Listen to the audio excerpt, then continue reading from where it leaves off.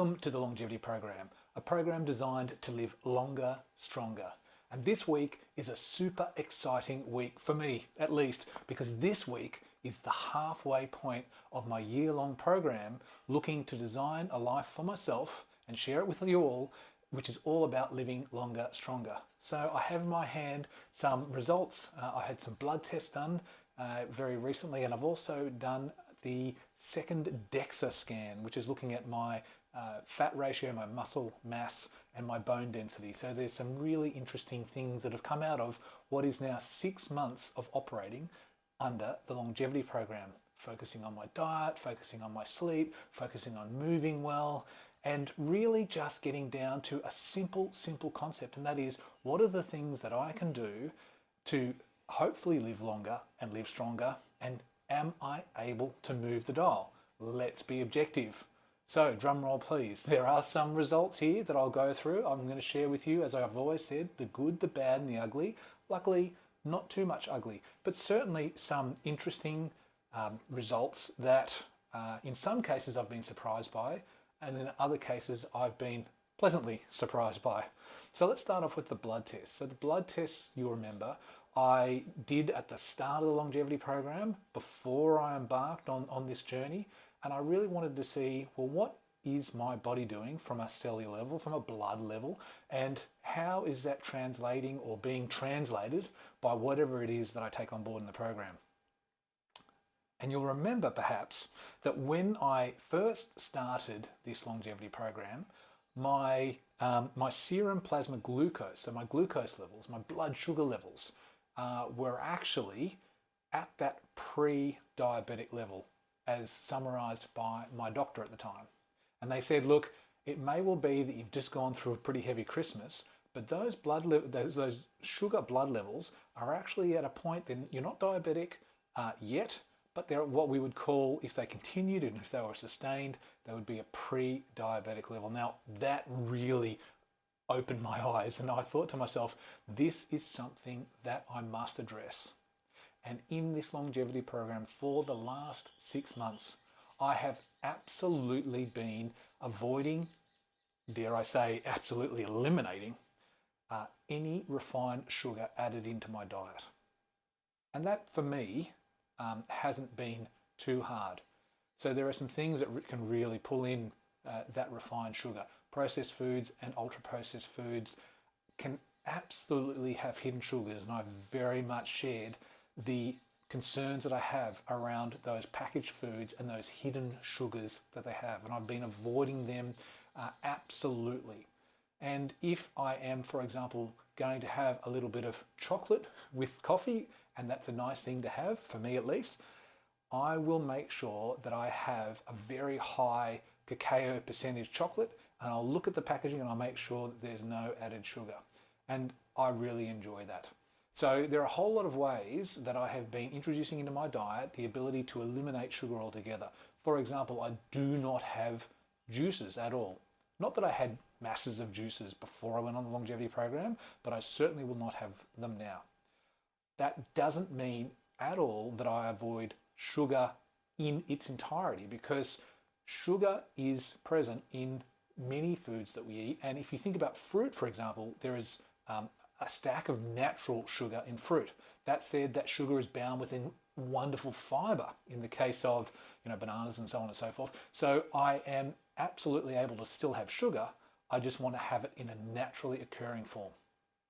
So all of that said, what has happened to my serum plasma glucose? Well, drum roll please. I've had a reduction in the last 6 months of 25%, so minus 25% levels of plasma glucose from 6 months ago to now. And I'm super happy about that, because that's taken me from the pre-diabetic range that my doctor had talked about into a very, very normal range. And I couldn't be happier, because diabetes is something I'd rather not have. And if the longevity program is helping me to address that, and that alone, job done, I'm super happy. So let's go a little bit further. There are some other key markers that I wanted to see if I could move the dial on. Now, As we get older, and many of us have heard the challenges and the dangers of a high cholesterol level. Obviously, a high cholesterol level can have impacts on heart health, and in its worst form can contribute to issues such as heart attacks and strokes. So my total cholesterol level from starting the longevity program through to now at the 6-month mark is down 15%, which is I'm very happy with. And really importantly, the LDL, so that's LDL or bad cholesterol level, is down 23%. And my triglycerides are down 25%. So if I have a look at that cholesterol, those key cholesterol statistics, once again, it seems as though the practices that I'm putting in place from the longevity program, avoiding refined sugars, a plant-based diet, and the changes that I've made to make sure that I'm also sleeping well and exercising and meditating and journaling. These things are really helping me bring down my cholesterol level. And actually, to those further points, to a really great exercise regime that I find helps me to distress, to a fantastic meditation subset and the eyes bars that I've thrown in as well. All of these things, I believe, have impacted my cortisol levels. Now, my cortisol levels from at the start of the longevity program through to now are down 38%. That's right, 38%.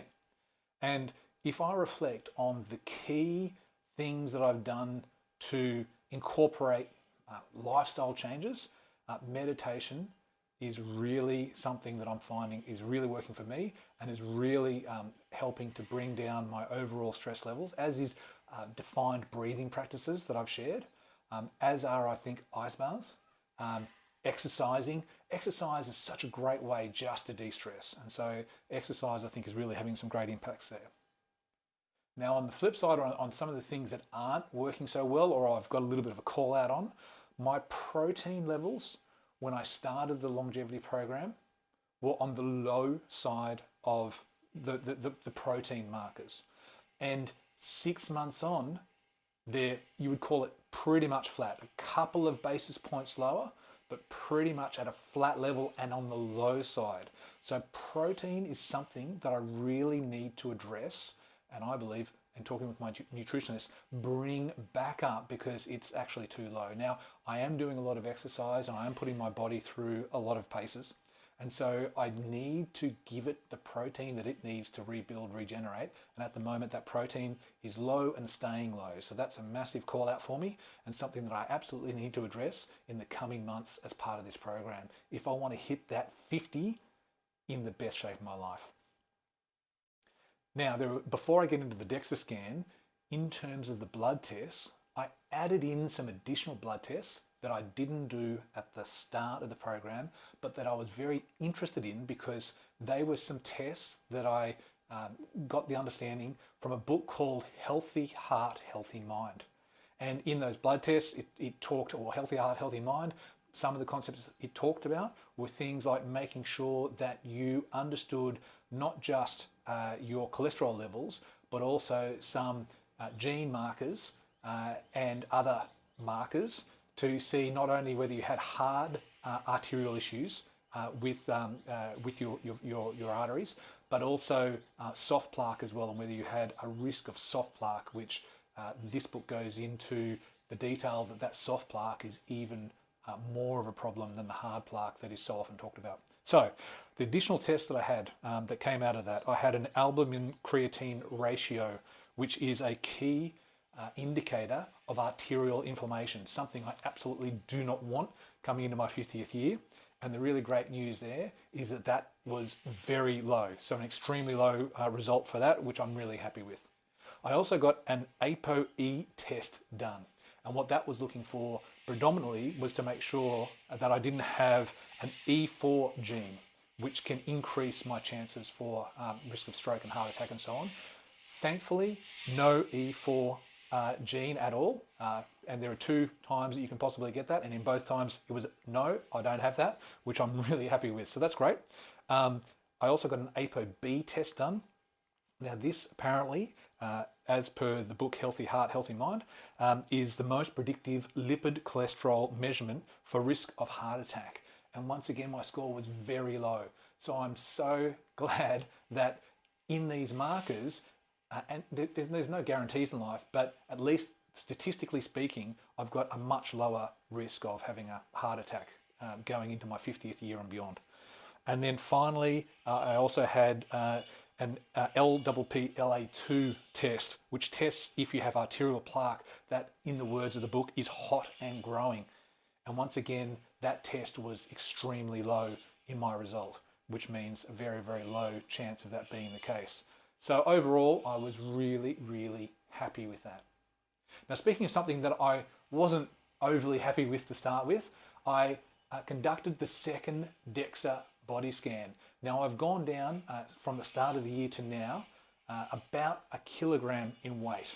And I thought this was fantastic, and I was feeling pretty great. I thought I looked pretty good, and I was looking to see my fat percentage decrease. Now, I'm going to share with you all that my fat percentage actually pretty much flatlined. It didn't change at all. I lost some weight, but I lost both muscle and fat in a ratio and a percentage that I remained static on where I was. And where I was is around 15 degrees fat percentage. Now, not 15 degrees, 15%. So that 15%, now that's not too bad. And I can't complain. At the same time, I wasn't able to move the dial. And I've got to say, when I first received that result, my initial reaction was, I can't believe it. I have just spent 6 months really focusing, for example, on not having overly refined food products, eliminating sugar, and this dial has not moved. And I've got to say, I started off by thinking, this is just not okay. How could this possibly be the case? Then, in reflection, in some journaling, in discussing this with my really awesome family, and I think my oldest son was the one who said it best. He said, Dad, you haven't been counting calories. You haven't really been looking to change anything apart from eliminating some of those foods which you often didn't eat anyway. How do you possibly think that you're going to be changing the dial? If you wanted to change the dial, if this was something that was really, really important to you, you would need to start to, for example, count calories. You would need to make sure that you were increasing your weights, and actually I'm increasing my cardio for this event that I'm training for, and so on and so forth. So really what I'm trying to say here is I did not move the dial, and then it made me stop and think, what am I actually trying to do? And there's a question that I always ask in anything that I'm doing, whether I'm at work or whether I'm home, and that is, for what purpose? So for what purpose am I trying to move the dial from 15% body fat, which is actually already a really great result, down to, in my mind, I was thinking, I'd love to get back to a percentage that I know that I used to be at when I was doing CrossFit, which is closer to 10%. So I want to go from 15 to 10, and that to me is going to mean that I'm in the best shape of my life. Well, I've just gone through some of those key blood results, and the key thing for me, when I absolutely dwell and think about it, is not so much can I get my fat percentage down from a really healthy result to what you would call a really competitive result, but rather, what am I looking to achieve in that? Is my fat percentage at a point where I can live healthily, where I can live long, where I can live strong? And the answer at the moment is fundamentally and 100% yes. So, does that mean that I might look in the next 6 months to move that fat percentage further down? Actually, I'd really love to be honest. But I've got to keep focus on the fact that this is about living long and living strong. And what is one of the key things that I need to do to live long and live strong? I need to make sure I don't lose my muscle ratio and my strength as well as my cardio in everything that I'm doing. And so really what I'm going to focus on in the next 6 months is to bring that protein level back up to where it needs to be, while looking to maintain the key gains on cholesterol, the key gains on cortisol and blood sugar, and those stats that I took you through just some minutes ago. Now, if I can do that, if I can have some really great healthy muscle mass with some great cardio, good protein levels, without blowing out my cholesterol and blood sugar and so on, then I'm going to be feeling in a really great place coming into my 50-year birthday. So that's what I'm going to be focusing on. Therefore, the only thing, and I've mentioned this in a couple of posts, the only thing I'm going to change at this halfway point is I will bring in some clean meat into my diet, and I'll be able to now see, well, what does that do? Can I change my protein profile? And once again, this is a personal thing. This is something I'm trying for myself. So I'm just sharing what I'm doing, and it could be very different for every single other individual who's going through whatever they're going through, because our bodies interact with what we eat differently. So I'm going to bring in that meat. I'm going to look to raise my protein levels. I'll keep a very clear marker on what's happening with my cholesterol, what's happening with my blood sugars. I'll keep on focusing on the meditations, on the journaling and so on, the ice bars, so I can have a look at keeping my cortisol down. And I really think that if I can do all of that, I can absolutely hit my 50th year in fantastic shape. I'm really looking forward to seeing that. Because remember, at the end of the day, for me, in going through all of this, it's about one simple thing, and that is to live long and to live strong. Until next time.